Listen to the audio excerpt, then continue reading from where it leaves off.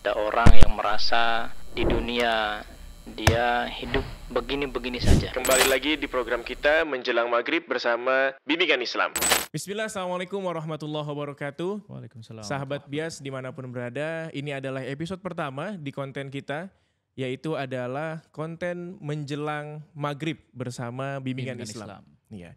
Di sini juga ada teman Ana, Ricky Romexio. Assalamualaikum, Ki, sehat, Ki? Waalaikumsalam. Masya Allah. Dan bersama guru kita, Al-Ustadz Ahmad Yaakob Zurmanda, dari Pondok Pesantren Madinatul Quran Bogor. Ustadz, gimana kabarnya, Ustadz? Alhamdulillah. Baik. Masya Allah. Baik, Ustadz ya.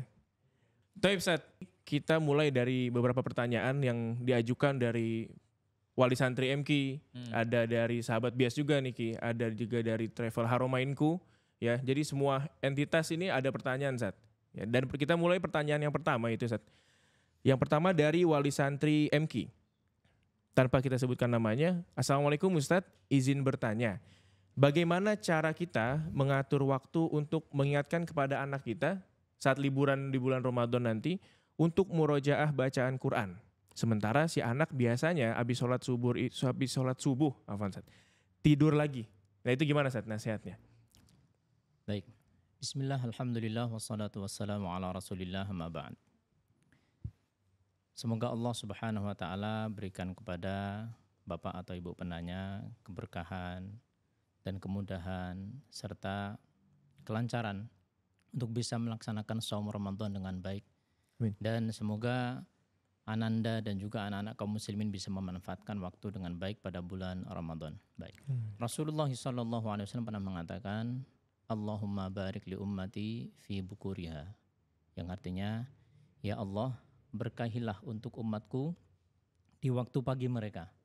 Jadi sebenarnya kita bisa menempuh beberapa cara dalam rangka untuk mengambil keberkahan waktu pagi. Karena waktu pagi itu sebenarnya waktu yang sangat berharga untuk melaksanakan berbagai macam aktivitas. Termasuk dalam memurojaah Al-Quran ya, atau membaca Al-Quran ya. Nah, mungkin yang sifatnya praktis yang bisa kita coba adalah dengan kita memaksimalkan waktu sebelum subuh tersebut. Maksudnya begini, kenapa terkadang sebagian orang itu habis subuh itu mengantuk, ya, khususnya bulan Ramadan. Dan ini kita tidak sedang membicarakan anak-anak kita, mungkin kita atau sebagian kita juga habis Ramadan, habis sholat subuh itu paling enak itu tidur. Ya, betul. Maka bisa jadi ada hal-hal yang harus kita perbaiki dalam kita melaksanakan sahur secara teknisnya. Misalnya, kita ketika sahur, kita jangan memperbanyak nasi. Dalam arti kita makan nasi, tetapi jangan sampai memperbanyak nasi yang menjadikan kita ini justru akan terkapar ketika badan kita itu kekenyangan, membutuhkan energi lebih untuk mengubah nasi tersebut menjadi energi. Ya. Nah, ini mungkin hal-hal yang tidak dijelaskan di dalam buku-buku fikih. Ini sifatnya lebih kepada tajribah, jadi percobaan atau empiris saja. Demikian juga misalnya anak-anak kita, ya, ketika habis subuh kita ajak mereka untuk membaca Al-Quran bersama di tempat yang agak jauh dari yang namanya tempat tidur. Sekiranya mungkin di rumah itu rasanya kok hangat, maka kita coba di teras, sehingga kita coba ubah vibes, suasana, sehingga tidak membosankan. Dan mungkin bisa dengan kita arahkan pada misalnya game berupa apa? Game dalam hal bukan game HP ya, tapi misalnya apa? Tebak ayat.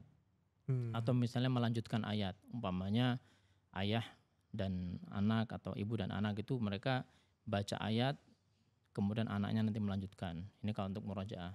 Dan bisa kita ambil hal-hal lain yang sifatnya itu empiris, dan intinya adalah bagaimana kita memanfaatkan waktu pagi.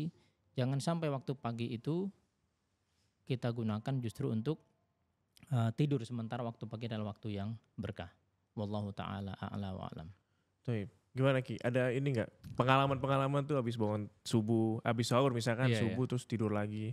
Iya sih, emang kadang kalau habis sahur itu seringnya ngantuk ya. Banget. Apalagi mungkin biasanya permasalahannya yang bapak-bapak juga nih, biasanya nyempatin tidur tuh untuk supaya nanti pas dikerjaannya nggak ngantuk, ngantuk tuh. Nah gitu, itu biasanya gimana tuh? Ada ininya lagi nggak ya? Ada solusinya nggak ya sebenarnya? Ya, Mungkin itu juga kembali kepada teknis ya.